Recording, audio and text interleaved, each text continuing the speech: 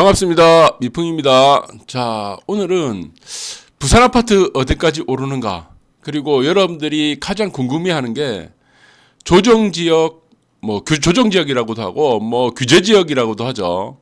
네. 그래서 투기지역은 바로 되진 않을 것 같고, 조정지역이 된 이후에 또 투기지역으로 수순을 밟았고, 규제지역이 되는데, 자, 그러면 조정지역 규제는 언제 되는가? 이 부분들을 많이 또 궁금해하시고 또 걱정들을 많이 하시는데, 이 부분들을 우리가 지금 부산 아파트 어디까지 오르고 조정지역 규제는 언제쯤 될 가능성이 있는가에 대해서 한번 되짚어 보도록 하겠습니다. 제가 지금 방송을 당분간 안 했는데 좀 감기가 걸려가지고 제가 새벽에 늦게 자고 일을 하다 보니까 새벽에 또 날씨가 춥죠. 쌀쌀하고 이래서 당분간은 이제 방송을 안 했습니다.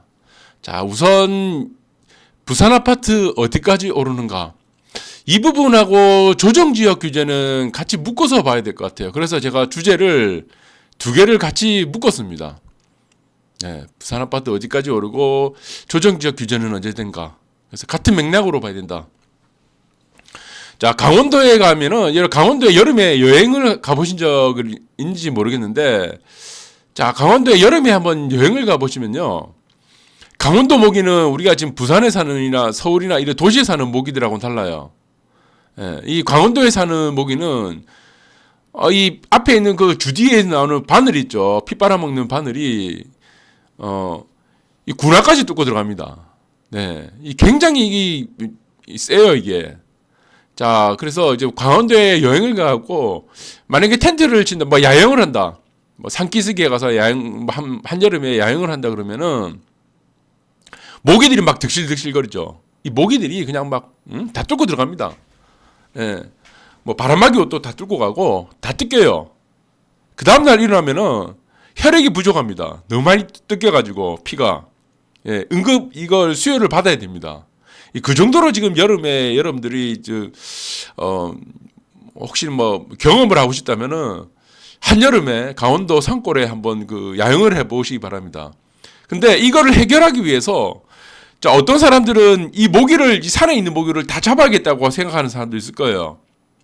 네. 자, 그런데 이게 가능한 걸까요?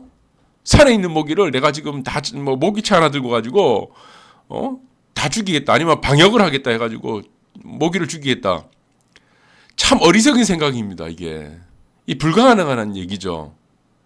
자, 그렇다면은 현실적인 방안을 찾아야 됩니다. 현실을 직시해야 돼요. 어떤 현실을 직시해야 되냐면은, 자, 내가 위험에 빠질 수 있는 모기들이 있는데 이 살이 다 뜯기는, 이 피를 다 빨아먹는 모기들을 다 제거할 수 없다는 이 현실을 빨리 직시를 해야 된다는 거죠. 이 현실을 직시를 해야지 이 대책을 강구를 할 수 있다는 겁니다. 방안을. 네. 그러면은 텐트 안에 모기장을 설치하면 되죠. 네. 모기장을 설치하고, 모기장 안에는 텐트는 들어갈 수 있어도 모기장 안에는 모기들이 못 들어가죠. 네. 그래서 자, 이 환경을 바꾸는 게 아니고 내 자신을 바꾸면 됩니다. 내 자신을. 근데 대부분의 사람들은 내 자신을 바꾸려고 하지 않아요. 시장이 바뀌기를 원하는 겁니다. 내 편으로. 자, 이렇게 되면은 곤란하다. 영원히 뒤처진다, 인생이. 자, 그리고 2차 대전 때 이제 독일군의 포로로 잡힌 그 연합군들, 예, 군인들이 이제 포로 수용소에 다 갇히게 되었습니다. 포로 수용소에. 그래서 여기는 세 가지 부류의 사람들이 있었다고 합니다. 첫 번째 부류는 낙관적인 사람입니다. 무조건적인 낙관적인 사람. 자, 우리가 이제 포로로 잡혔는데 조만간 연합군들이 승리를 할 거다. 네. 그래서 우리는 조만간에 이제 이 포로 수용소를 벗어날 수 있거다는 막연한 낙관론을 가지고 있는 사람이 있었고, 그 다음에는 무조건적인 비관론을 갖고 있는 사람들이 있었습니다. 자, 우리는 이제 다 포로들이니까 저 가스실에 가가지고 언젠가는 이거 다 죽을 거다. 굶어 죽을 거다. 막연한 게 아니고 무조건적인 이제 비관론을 갖고 있던 사람들이 있었던 거예요. 자, 어떤 부류의 사람들이 마지막까지 살아남을 수 있었겠습니까? 네, 정답은 낙관적인 사람도, 무조건적인 낙관적인 사람도, 그리고 무조건적인 비관적인 사람도 다 죽었습니다. 포로 수용소에서. 네.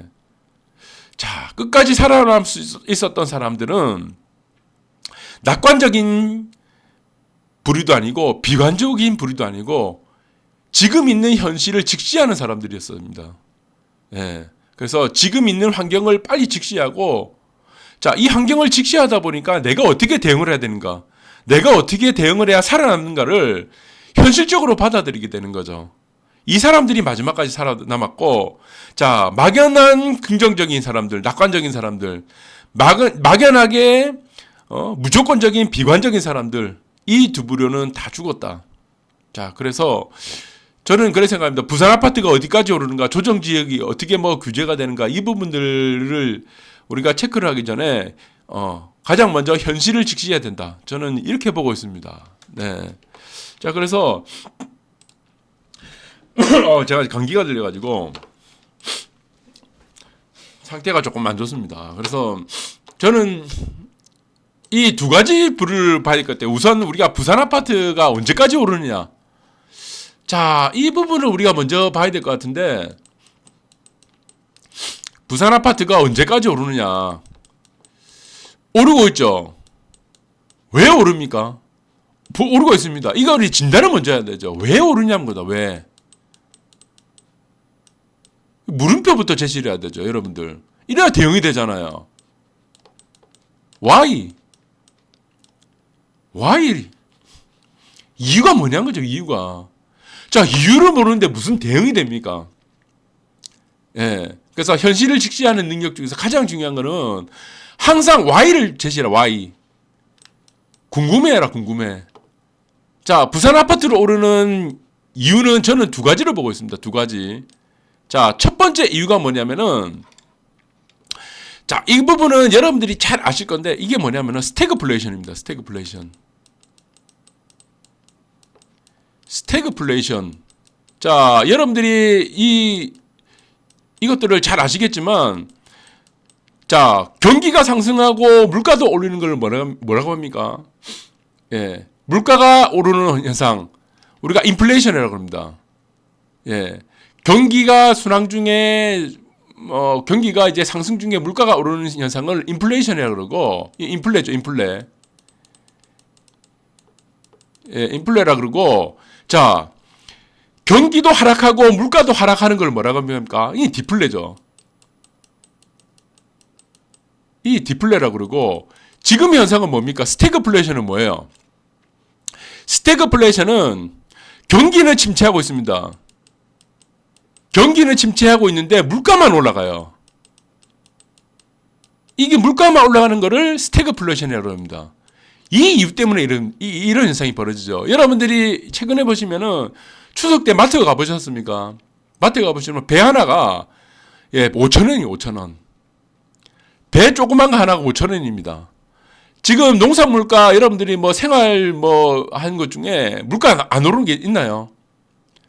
이게 경기가 좋아가지고 물가가 오르는 거하고 그건 인플레이션이라고 그러죠. 근데 경기가 안 좋아서 경기가 안 오르는 와중에 물가가 오른 거는 얘가 다릅니다. 그렇다면 왜 스태그플레이션이 나타나는가? 이 부분들이 또 Y를 제시를 해야 되죠. Y. 이게 궁금해야 되죠. 왜 경기가 안 좋은데 물가가 올라갑니까? 자, 이 스태그플레이션이 나타나는 이 현상들 때문에 우리가 수정자본주의 체제가 붕괴됐습니다. 수정자본주의 체제가. 케인즈가 말하는 수정자본주의 체제가 뭡니까? 정부의 역할이죠. 정부의 역할을 강조하는 거죠. 정부 주도죠. 정부 주도의 개발이죠. 수정자본주의 체제가 붕괴됐고, 자, 수정자본주의 체제가 붕괴되면서 나타나는 게 뭡니까? 예, 진보좌파죠. 진보좌파에 이거는 이제 마르크스 경제학 쪽, 마르크스가 말하는 어떤 경제신념이죠. 진보좌파. 진보란 게 뭡니까? 프로그레시브. 뭐예요? 두 가지죠. 예, 모든 사람의 평등 추구해야 되고, 그 다음에 뭡니까? 진보가 추구하는 게 분배죠, 분배. 성장이 아닌 분배죠. 그럼 여기서 추구하는 게 성장이 아니고 분배가 되는 겁니다, 분배. 성장을 하지 말고 분배하자. 있는 거 나누자. 그래서 집을 가진 사람은 적폐가 되는 거예요. 토지를 가진 사람은 적폐고. 자, 이 적폐 군단들을 우리가 부르주아라고 하는 이 적폐 군단들을 없애가지고 프롤레타리아 혁명, 프롤레타리아들이 승리를 하는 계급 투쟁을 하자. 이겁니다. 진보좌파 것들이. 그래서 이거는 공산주의, 사회주의 공산주의 체제가 추구하는 게 또 뭡니까? 예, 사회주의 공산주의 체제가 추구하는 게 뭐냐면 정부 주도입니다. 정부 주도. 이거는 계획경제라고 그래요. 계획경제. 우리 사회주의를 계획경제라고 그러잖아요. 계획경제가 나타나고 수정자본주의 체제에서의 정부 역할을 강조하다 보면 무슨 현상이 나타나냐면은 자, 경기가 침체하게 됩니다. 왜? 민간 주도의 성장이란 게 없기 때문입니다. 수정자본주의 체제는 정부의 역할 중에서도 우리가 어떻게 합니까? 사회보장제도 체제를 일단은 중요시 여기죠. 그래서 선택적인 복지를 추구하는 거고 진보좌파가 추구하는 이 분배라든가 계획경제에 따른 이 평등이란 것들은 무조건적인 복지를 추구하게 되는 겁니다. 그래서 이 복지에 대한 지출이 증가하다 보면 어떻습니까? 세금이 증가되겠죠. 그러면은 정부 주도의 어떤 성장이 아니라 민간 주도의 성장이 아니라 정부 주도의 성장이 나타나게 된다. 이렇게 되면 어떻게 된다? 경기가 침체하고 물가가 올라가게 되어 있다. 이렇게 보시는 게 정설이죠. 그래서 70년대 스태그플레이션이 한번 나타났습니다. 오일쇼크 1, 2차가 나타나고 나서 그 다음에 수정자본주의 체제가 무너졌어요. 이 스태그플레이션이라는 것 자체를 해결할 수 있는 수정자본주의 체제에서는 해답이 없는 겁니다. 그 다음에 진보좌파가 추구하는 진보 쪽들이 추구하는 공산주의 체제죠. 러시아, 중국, 소련, 중국, 베트남이 다 무너졌습니다. 왜 무너졌습니까? 경기가 하락하는데 물가가 계속 오르는 거예요. 북한에 가시면 대동강 보이는 그 아파트 값 10억 넘습니다. 그 달러로 계산하면요. 우리나라 또 10억이 넘어요. 근데 북한 사회는 어떻습니까? 임금이 30만 원이 안 돼요. 근데 집값은 10억이 넘어요. 평양의 그 중심가에 있는 대동강변 영구조망권 아파트는 그 설명이 안 된다는 겁니다. 이런 부분들이. 부동산 가격이 설명이 안 되는 거예요. 네. 자국 원화로, 자국 가치, 돈 가치로 따질 때 설명이 안 되기 때문에 이게 다 무너지는 겁니다. 네. 그러니까 이런 이유들 때문에 나타난다는 부분들을 우리가 좀 이해를 하셔야 되고, 네. 그렇게 되겠죠. 자, 그리고 여러분들이 보시면은, 자, 이런 부분들이 여러분들이 또 돼가지고 문제가 되는 것들이 또 여러 가지가 있게 되죠. 예. 그래서 사실상 여러분들이 보시면은, 잠깐 좀, 목이 좀 안 좋아가지고,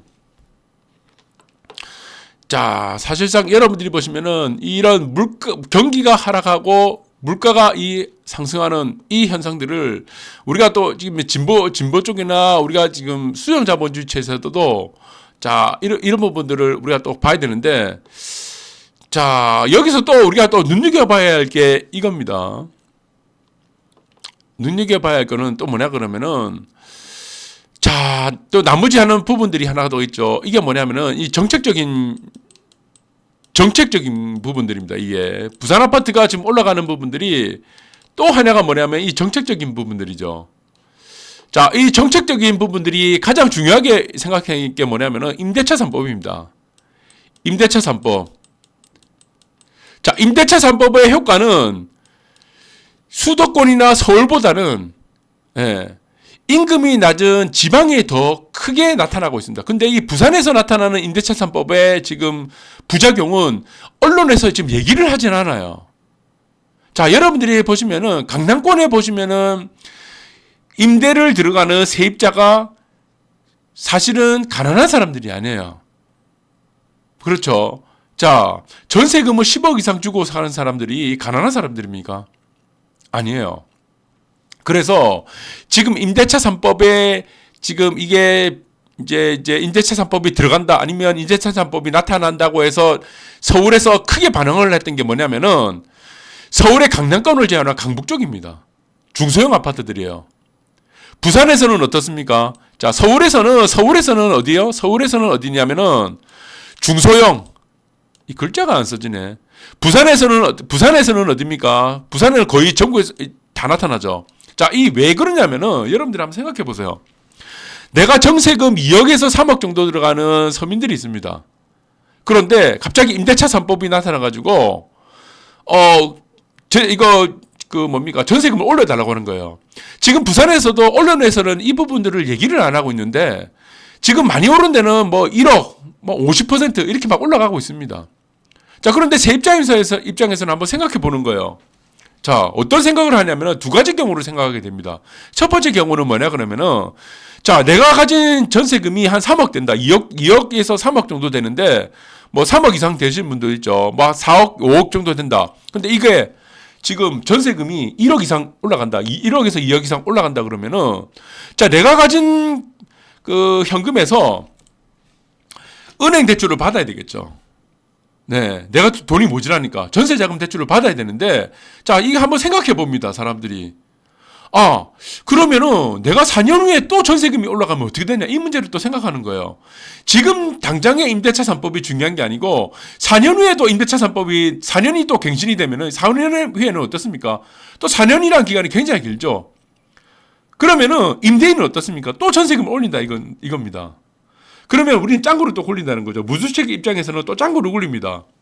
그러면 차라리 어차피 내가 지금 가진 돈에서 은행에 대출 받아서 전세금을 내는 거랑 내가 은행에서 대출 받아서 집을 사는 거랑 30년 끊어갖고 내는 거랑 똑같은 거예요. 집을 살 수밖에 없는 거죠. 그래서 최근에 올라가는 그 부산 아파트 집값들이 올라가는 이유가 전반적으로 다 올라가는 이유가 이것 때문입니다. 자, 그런데 여기서 두 가지 효과가 나타나는 거예요. 자, 은행에서 세입자가 되기 위해서 전세금을 추가적으로 빌리기 위해서 은행에서 빌리는 돈은 다음에 또 전세가 올라가면 또 다시 또 빌려야 되는 겁니다. 그런데 내가 집을 사기 위해서 은행에 빌리는 돈은 어떻습니까? 픽스가 되는 거예요. 고정되는 거예요. 이자는 고정되어 있다는 겁니다. 더 이상 이 금액 외에는 은행에서 지금 당장 빌리는 거 외에는 다시 또 추가적으로 4년 후에 빌릴 돈은 없습니다. 이자는 똑같은 거예요. 세입자가 되기 위해서 전세금 빌리는 이자나 집을 사기 위해서 빌리는 이자는 똑같은 건데 자, 집을 사기 위해서 빌리는 이자는 똑같은데 전세금을 위해서 받은 이자는 다음 또 전세금이 올라가면 또 이자가 더 올라간다는 거죠. 이것 때문에 지금 부산 전역에서 집값이 올라간다는 것입니다. 이 부분들이 또 생각하게 되는 거죠. 자, 이 쉽게 설명이 되는 거죠. 자, 이 부분들은 굉장히 쉽게 설명이 된다. 네. 자, 이제 제가 뭐 얘기하려고 했는데 까먹어가지고 대본이 없어가지고 예. 자, 그렇게 되는 거죠. 근데 여러분들이 집하는 사람들에서 생각을 해보세요. 자, 지금 부산에 지금 얘기 나오는 게 뭐냐면은 지금 무슨 카페도 마찬가지고 부산 사람들이 지금 다 얘기하는 게 뭐냐면은 호가입니다. 호가 장난치고 있다 이 얘기를 하고 있어요. 이게 맞나요? 호가. 자, 이 부분을 우리가 생각을 해야 되는 게 뭐냐 그러면은 이 부분을 잘 생각해야 됩니다. 우리가 논리적으로 생각을 해야 돼요. 자, 작년 11월이죠. 11월에 조정 해제가 되었습니다. 조정 해제가 되었죠. 이 조정 해제가 되면서 호가를 올리지 않고 팔았던 사람들이 어떻게 됐습니까? 호가를 올리지 않고 팔았던 사람. 그냥 실가에다가 이 팔았던 사람들은 어떻게 했습니까? 어마어마한 손실을 봤습니다. 손실. 자, 그러면은 최근에 3월 달이라고 봅시다. 우리 최악의 상황에서 코로나 악재 때 최악의 상황이죠. 뭐 주가 폭락하고 뭐 하여튼 뭐 만약 굉장히 비관론자들이 굉장히 많이 지금 부산이 뭐 대한민국 부동산이 뭐 무너진다 이런 얘기들이 많았는데 저 혼자서 이 얘기 떠들었죠. 이때 사야 된다. 11월 6일입니까? 하여튼 그 조정 해제 이전에 샀던 사람들은 못 샀었던 사람들은 3월 달에 이거 금매 나오는 물건도 찾아갖고 사라. 해수동에 저 혼자 떠드는데 이때도 어떻습니까? 호가를 낮췄던 사람들은 어떻게 돼요? 기존에 8억짜리를 7억에 호가 내려갖고 팔았던 사람들은 어마어마한 손실입니다. 자, 그런데 이 사람들을 이 두 가지를 본 거예요. 이 두 가지를 집을 가진 사람들이 봤습니다. 어떻게 봤습니까? 어떻게 봤어요? 11월 달에 조정 해제 전에 집을 판 사람하고 3월 달에 조정 해제 코로나 악재 때 최악의 위기 때 집을 팔았던 사람들은 지금 이 돈 가지고 자기가 샀던 아파트를 못 산다는 겁니다. 어마어마한 손실을 경험했다는 겁니다. 이걸 경험을 자기들이 집을 가진 사람들이 이 손실을 본 사람들을 자기 눈앞에서 다 보고 있었던 겁니다. 서울은 호가 어떻습니까? 서울도 호가도 마찬가지죠. 서울도요. 왜 호가를 못 내리냐는 것들을 여러분들이 이게 경험론에서 나오는 겁니다. 자, 18년도, 17년도죠. 17년도, 18년도 때, 18년도에 가장 우리 재작년입니다. 정부에서 매일 떠들어대는 게 뭡니까? 집하시라입니다. 집하시라. 집을 팔아라. 근데 이때 집을 파시는 분들 어땠습니까? 8억에 집을 파신 분들 어떻게 됐어요? 지금 그 아파트 20억 됐습니다. 강남에. 8억에 집을 파신 분들이 20억이 돼 있는 거예요. 지금 그 아파트 전세도 못 들어갑니다. 수도권에, 강남에 살다가 수도권에 전세도 못 들어가요. 수도권에 전세 겨우 들어갑니다. 지금. 수도권에 집도 다 10억 넘어가 있는데 못 사죠. 대출 받아야 돼요. 이거를 봤습니다. 그래서 부산 아파트는 어떻습니까? 호가를 못 내려요. 호가를. 왜? 불안했습니다. 불안. 미래에 대한 불투명입니다. 미래에 대한 불투명. 내가 자칫 호가를 낮춰갖고 이 실가를 갖다가 던져갖고 매매 대결 체결했다. 계약금 받았다. 그다음 중도금 받고 나면은 빼박이죠. 네. 집 산 사람들은 어떻게 합니까? 잔금 빨리 치러갖고 등기 치려고 하죠. 지금 상황은 시가에 나온 매물들은 시가에 매물을 안 내놓는다. 그래서 가장 중요한 경험론입니다. 경험론. 부산 아파트의 경험론. 그래서 저는 이렇게 생각합니다. 지금 이 부분들을 우리가 해석을 해야 되는데 어떻게 해석을 해야 되냐면은 현재 정책 기조가 계속되는 한은 이 스태그플레이션이라는 것들을 스태그플레이션 풀까지 쓸게요. 스태그플레이션이라는 경기 침체 속의 물가 상승이라는 이 부분들의 이 변화가 없다는 겁니다. 가장 중요한 거는 이 변화가 없다는 거죠. 네, 그래서 이게 가장 무서운 거다. 자, 저는 그렇게 생각하고, 그래서 저는 이렇게 생각합니다. 이게 부산 아파트 가격이 올라간다고 생각하지 않습니다. 저는 부산 아파트가 올라간다고 생각한 게 아니고, 자, 화폐 가치의 하락에 반영을 한다 뿐인 거고, 집을 가진 사람들의 불안감을 반영하고 있다는 겁니다. 자칫 잘못 팔았다가, 내가 지금 그 팔았던 아파트에도 못 들어가는 상황이 서울 아파트가 3년 전에 경험했던 것들을 내가 그 3년 전의 경험을 그 끔찍했던 경험들을 갖고 있는 사람들을 내가 자신이 될까봐 내 자신이 될까봐를 불안해서 못하는 거죠. 네, 그렇습니다. 그렇다면은 여러분들이 또 잘 보셔야 되는 게 뭐냐면은 조정지역은 또 언제 되는가 이 부분도 우리가 또 봐야 되겠죠. 조정지역은 언제 되는가 여러분들이 이거 잘 보셔야 돼요. 제가 지금 원래 제가 지금 하려고 했던 부분들이 지금 깜빡해갖고 지금 조정지역 지금 얘기를 정확하게 지금 얘기를 다 못하고 있는 것 같아요. 그래서 조정지역은 언제 되는가? 그러면은 조정지역이 왜 되었는가? 이 또 Y를 따라야죠. Y. 조정지역이 언제인가를 따지려면 조정지역이 또 Y를 따져야 되는데 Y를 왜 따지냐? 어떤 부분에서 따져야 되냐면은 조정지역이 왜 해제되었는가를 Y를 따져야 됩니다. Y. 조정지역은 왜 해제됐지? 그러면 여기서 물음표 하나 더 생기죠. 왜 조정지역이 될까? 왜 조정지역이 될까는 물음표가 또 생기는 거죠. 우리 궁금한 건 이거죠. 왜 조정지역이 생기는가? 그렇다면은 그 이전의 물음표로 해제는 왜 되었는가를 따져야 됩니다. 자, 이 해제가 되는 우리가 이유는 뭡니까? 경제 논리입니까? 예, 부동산 논리예요? 아니죠. 이 해제는 뭡니까? 정치 논리였습니다. 정치 논리. 왜 정치 논리에 따라 부산 아파트가 조정지역 해제됐습니까? 총선이죠.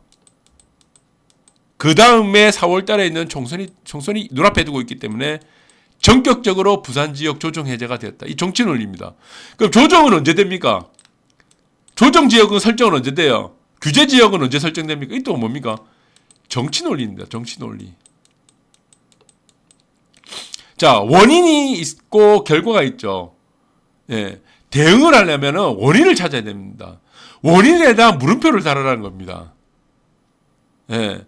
해결책을 찾으려면은 원인이 무엇이, 아까도 처음에 설명했죠. 부산 아파트 왜 오르는가는 원인을 따져라고 했죠. 그럼 조정지역이 왜 되는가는 뭘 따져야 됩니까? 원인에 대한 물음표를 하라는 겁니다. 원인.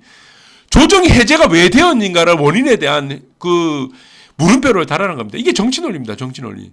이 정치 논리는 뭡니까? 부산시장 선거죠. 두 가지가 있습니다. 부산시장 선거죠.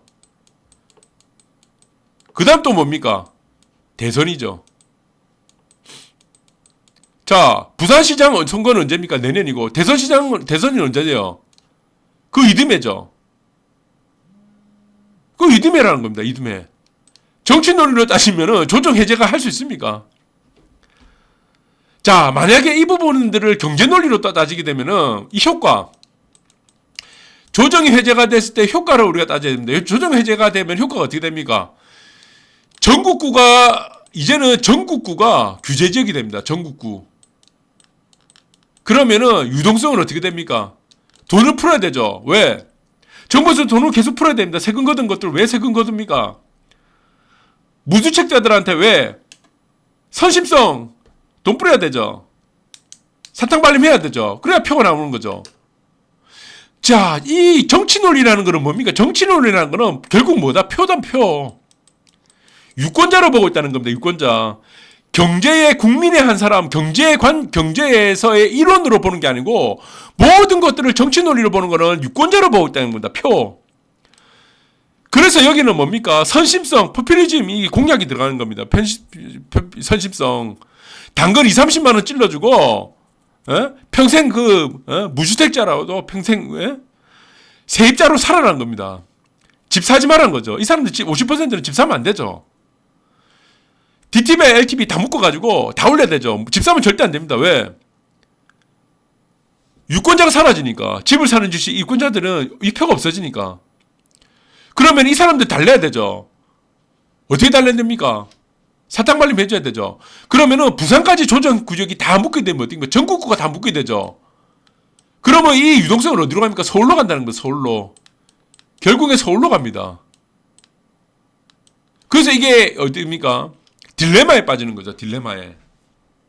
부산의 조정 지역이 되냐 안 되냐는 거는 정치 논리로 따지면은 될 수가 없는 거예요. 정치 논리로 따지면은. 자, 왜? 부산시장 선거가 있고 대선시장도 있고. 왜? 애초부터 부산 지역의 조정 해제는 정치 논리에 따랐기 때문입니다. 그런데 부산까지 조정구역 물리게 되면은 지금 호남이라든가 전라도권을 빼고는 다 조정지역으로 묶이게 되는 겁니다. 대구도 마찬가지고. 세종, 대전, 청주, 경기도권 전체 다 똑같은 출발선에서 놓이게 되는 겁니다. 그러면 어디로 갑니까? 이 유동성이 서울로 간다는 거죠. 네. 그래서 문제가 경제적으로 힘들고 정치적으로도 이게 딜레마에 빠졌다고 보시면 되는 겁니다. 네. 잘 아시겠습니까? 자, 그래서 저는 항상 이걸 뭐냐 그러면은 여러분들한테 항상 물음표를 달으라는 겁니다. 물음표. 자, 경제는 항상 이런 식으로 사이클로 돌아갑니다. 사이클. 영원히 오르거나 영원히 내려가진 않아요. 이 논리를 잘 파악하셔야 돼요. 그래서 여러분들이 돈을 벌려고 하면 여러분들이 돈을 번다는 생각을 하지 마세요. 나는 원칙대로 살아간다는 원칙이 가장 중요합니다. 원칙. 그 돈은 알아서 붙는 겁니다. 원칙. 자, 원칙은 왜 중요합니까? 내가 원칙을 지켜갖고 손해볼 수 있는 상황도 생깁니다. 그래도 원칙을 고수해야 돼요. 자, 원칙을 지켜갖고 이익을 볼 수 있는 상황도 있고 원칙을 지켜갖고 손해볼 수 있는 상황도 있습니다. 예, 원칙을 어겨서 이익을 볼 수 있는 상황도 있고 원칙을 지켜서 손해볼 수 있는 상황도 있는 거예요. 그래도 원칙을 지켜야 됩니다. 크게 보면 이게 맞아요. 자, 원칙을 지키려면 어떻게 됩니까? 5년에서 10년 단위로 계획을 세워야 되는 겁니다. 자신의 계획을 세워라. 왜 5년에서 10년입니까? 사이클이죠. 이 사이클이 5년에서 10년 동안 돌고 도는 거예요. 계속. 이 사이클의 파동은 1년짜리도 있고 2년짜리도 있습니다. 1년짜리, 2년짜리 중에서도 이 사이클은 여러분들이 억 단위로 볼 수 있는 상황들이 굉장히 많아요. 영원히 비장한적이고 영원히 낙관적이지는 않습니다. 자, 여러분들이 보시면은 작년 조정지역 해제되기 전에만 해도 자, 제가 얼마나 집을 사라 그랬습니까? 그때 샀으면 어떻게 됐어요? 네. 기회가 있죠. 그때가 이쪽이죠, 이쪽. 부산 아파트. 여기서 이제 출발선이 여기 있는 거예요. 진짜 사야 될 시기는 언제입니까? 1년 전이에요. 2018년도부터 조정 해제되긴 1년 전부터 사야 돼요. 왜? 1년 전부터 왜 사야 됩니까? 왜입니까? 떨이 금매 잡을 수 있기 때문입니다. 자, 주가도 마찬가지예요. 주가 3월달에 어떻게 됐습니까? 이거 기회가 있었죠. 유가는 어떻게 됐어요? 유가. 여러분들 유가는요. 유가를 보시면 마이너스 38불까지 갔어요. 유가를 만약 1불에 샀으면은 유가 바로 40불까지 갔죠. 40배 먹었습니다. 자, 작년에는 어떤 상황이 벌어졌습니까? 작년에는 마찬가지로 비트코인 하나가 1원입니다. 1원. 한 개당 1원이었어요. 근데 어떤 청년이 노가다 하는 청년은 속아가지고 100만 원으로 뭐 사기를 당했어요. 사기를 당해갖고 뭐 사기 비슷하게 어떻게 해갖고 100만 원 주고 비트코인을 샀대요. 100만 원어치. 그래서 자기는 이거 사기당했다 생각하고 그냥 노가다만 계속 하고 있었는데 나중에 보니까 하도 비트코인 무슨 광풍 불어갖고 뉴스 보니까 자기가 갖고 있는 비트코인이 660억이 된 겁니다. 660억. 그러니까 기회는 무한정합니다. 기회는. 자, 2017년도에 보세요. 2017년도에 보시면은 17년도 이어서 보시면은 서울 아파트, 음마아파트 8억이었어요. 음마아파트가 7억에서 8억이었어요. 그때 집 팔아라고 난리 났잖아요. 예. 17년도입니까? 14년도입니까? 하여튼. 쌌다는 거죠. 매년 있어요, 매년. 여러분들이 지금 이 말고는 기회가 없다고 생각하지만 아니에요. 5년 후에 볼까요? 5년 후에. 이 5년 후에 또 보시면은, 여기 5년 후라 칩시다. 5년 후. 뭐, 사이클이 뭐, 이렇게 갈 수도 있겠죠. 여기 또 5년 후라 칩시다. 5년 후에 보시면은, 여기 또 파동 또 크게 하나 나옵니다. 왜냐? 자, 부산시장의 미래는 20년 전에 일본 시장이다. 20년 전에 일본 시장이 겪었던 전철이 뭡니까? 우리보다 20년 빠르게 겪은 전철이 뭐냐? 저출산 인구 감소 고령화입니다. 초고령화. 일본 사회의 초고령화 사회. 우리가 똑같이 20년 전의 모습으로 닮아간다는 거죠. 기회가 또 나타난다는 거죠. 부동산에서. 계속 나옵니다. 계속. 금으로 해먹을 수 있는 기회가 얼마나 많았습니까? 몇 답을 갔어요. 금융위기 때 사람들이 전부 다 막 죽는다고 했죠. 그게 기회였죠. IMF 때 어땠습니까? 강남에 반포주공, 개포주공 2억 원대였습니다. 사람들 전부 다 죽는다. 우리 뗏목 타고 나갔고 세평에 뗏목 타고 나갔고 나라 있는다 해갖고 난리 났습니다. 다 기회였어요. 기회는 여러분들이 살면서 앞으로 무궁무진하게 많아요. 무궁무진하게. 그 기회들 중에 한두 번만 잡으면 됩니다. 한두 번만. 한두 번. 그러면 이 한두 번을 잡기 위해서는 뭡니까? 5년, 10년 단위로 계획을 잘 세워야 하는 겁니다. 계획을. 여러분들이 열심히 일하는 사람이야. 육체적인 노동을 하고 열심히 일하는 사람은 어떻습니까? 큰 돈 못 벌어요. 큰 돈을 버는 거는 머리로 버는 겁니다. 머리로. 부지런한 사람들은요. 생활비밖에 못 법니다. 저축할 돈, 그 부지런해서 모으는 도는 분들은 시드머니가 되는 것밖에 안 돼요. 그 시드머니를 키우는 거는 여러분들이 뭡니까? 지혜다. 여러분들이 계획을 잘 세우고 원칙을 입각해 했고 여러분들이 만들어 놓은 계획에 따른 실행입니다. 그 계획에 따른 실행은 어디서 나오냐? 육체적인 것들이 아닙니다. 부지런함에서 나오는 게 아니에요. 머리에서 나옵니다. 그래서 원칙을 정하고 이 계획을 실행하는 것들 아주 간단합니다. 내년 되면은 기회가 없을 것 같습니까? 올해 분명히 기회가 몇 번 있었습니까? 여러분들. 작년에 기회가 몇 번 있었어요? 예? 올해 뭐 주식 몇백 한 게 한두 개입니까? 제가 제일 맨 마지막 그 급락장 맨 마지막 날이죠. 그날 방송을 했죠. 이격도 때문에 더 이상 못 내려간다고. 제가 그날 주식 첫 매매 날입니다. 예. LG전자로. 올해 첫 매매가 했던 날입니다. 그래서 여러분들이 보시면 유가도 있었고 금도 있었고 여러분들이 무궁무진하게 많아요. 가장 쉽게 접근할 수 있는 게 뭡니까? 부동산. 왜 부동산에 주목해라는 겁니까? 왜 부동산? 의식주입니다. 의식주. 여러분들이 이 부분을 이 사이클도 또 나와요. 이 사이클이 지금 또 나오는데 올해도 3월 때는 나오고 작년 조정 해제 때도 나왔고 조정 해제 때 못 샀다고 했던 사람들이 자포자기 했으면 안 됐죠. 3월달에 나왔잖아요. 금매 물량 나올 때 3월달 나왔다는 겁니다. 또 자포자기 해요. 또 사람들이 그냥 아무거나 막 지르는 거야. 그러면 안 된다는 겁니다. 이 계획을 잘 세우는 겁니다. 자, 우리가 인간이 살아갈 때 필수적인 요소가 뭡니까? 의식주. 입어야 돼요. 여러분들이 빨가벗고 한겨울에 살 수 있습니까? 동사입니다. 동사. 길거리에서. 식자는 뭡니까? 먹어야 되죠. 이걸 입어야 되죠. 이건 먹어야 되죠. 주는 뭡니까? 부동산이죠. 살아야 되죠. 근데 지금 젊은이들이 뭡니까? 의식차입니다. 의식차. 지금 젊은이들이 20, 30대 사람들이 추구했던 게 뭡니까? 의식차입니다. 집을 필요 없었다고 생각했었어요. 사람들이. 서울에 있는, 부산에 있는 20대, 30대 사람들이 어떤 생각을 하면 입을 거 좋은 거 있고 먹을 거 무슨 레스토랑에 어디 가고 뭐 해외여행 가고 여자 잘못 만나면 이래 되죠. 그 다음에 좋은 차, 뭐 벤츠 타고 뭐 BMW 5 시리즈 타고 아우디 타고 의식차예요. 주에 대한 뭐 집은 필요 없다고 생각했던 사람 겁니다. 이거는 뭐 월세 살면 된다고 생각했던 거예요. 남한테 내가 어떻게 보이냐를 더 중요시 여겼던 사람들입니다. 이 20대 30대들이. 근데 20대 30대 사람들이 이번에 서울에서 겪었습니다. 주가 얼마나 중요한지를 느꼈다는 겁니다. 주가. 사실은 이거는 인간의 본능 중에 가장 기본적인 요건들이었습니다. 의식주. 의식차는요. 차는 사실은 필요 없는 거예요. 그러다 보니까 이거는 대응을 못했던 겁니다. 사람들이. 주에 대한 대응을 못했다는 거예요. 그래서 이거는 이제 전세 난민도 아니고 월세 난민으로 가는 거죠. 그래서 이거를 뒤늦게 깨달은 겁니다. 20대 30 서울에 있는 주소권에 있는 20, 30대들이 아 집의 중요성이 이렇게 중요한 거구나. 일본에 있는 사람들이요. 소원이 뭔지 아십니까? 일본에 있는 사람들이. 일본 도쿄에 땅 한 평이라도 갖고 있는 게 소원이에요. 일본에는. 일본 사람들이 뭡니까? 의식, 그냥 의의 뭡니까? 그냥 대충 입어요. 일본에 자국에 있는 옷, 이거 보세라고 그러죠. 구제라고 합니까? 뭐, 이 남들이 입었던 옷.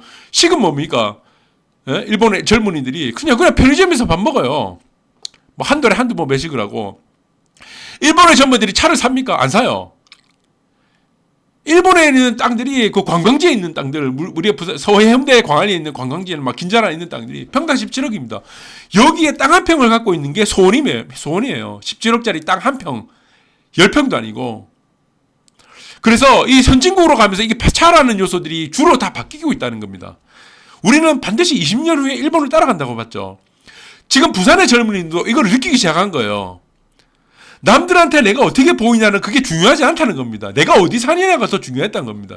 중요하다는 걸 이제 느끼기 시작했다는 거죠. 그래서 이런 복합적인 요소들이 경험적으로 나오는 이 손실, 집을 파시라 해서 팔았던 사람들이 손실, 집을 사야 되는데 작년에 사야 되는데 못 사서 산 사람들의 손실, 그리고 싸게 호가를 내려가고 싸게 팔았던 사람들의 손실을 우리는 경험적으로 현장에서 눈을 다 보고 있었던 겁니다. 그래서 이 젊은이들이 이제 깨우치기 시작한 거예요. 인구 감소 뭐가 그리 중요합니까? 인구 그래 많은 도시 가려면 방글라데시 가세요. 인도에 뉴델리 가시면요. 100가구당 화장실 한 칸 씁니다. 공동 화장실. 미어 터져요. 근데 거기 집값 모릅니까? 방글라데시 집값 올라요. 안 오르죠. 자, 그 구성원들이 어떤 수준의 사람이냐가 더 중요한 겁니다. 그 구성원의 사람들이 얼마나 임금 소득이 높은가가 중요하지 사람이 많다는 건 하나 중요하지 않다. 자, 그래서 이 젊은이들이 지금 빨리 깨우치고 있다. 그래서 저는 부산 집값의 하락은 쉽게 내려가지 않는다. 왜? 이거는 뭡니까? 부산 집값의 하락은 어디까지 오느냐라는 문제를 우리가 처음에 제기를 했죠. 이거는 아파트 값은 쉽게 내려가지 않는다. 특히 요지 아파트. 왜 그러냐면 이것도 두 가지 요소죠. 아파트 부동산 사이클은 뭡니까? 부동산 사이클이 장기입니다. 이거 왜 이리 쓰지? 부동산 사이클은 1, 2년 하다가 끝나는 사이클이 없습니다. 길면은 7년이에요. 짧아도 4에서 5년이에요. 근데 지금 이제 1년도 안 됐죠. 근데 어떻게 하락장이 나옵니까?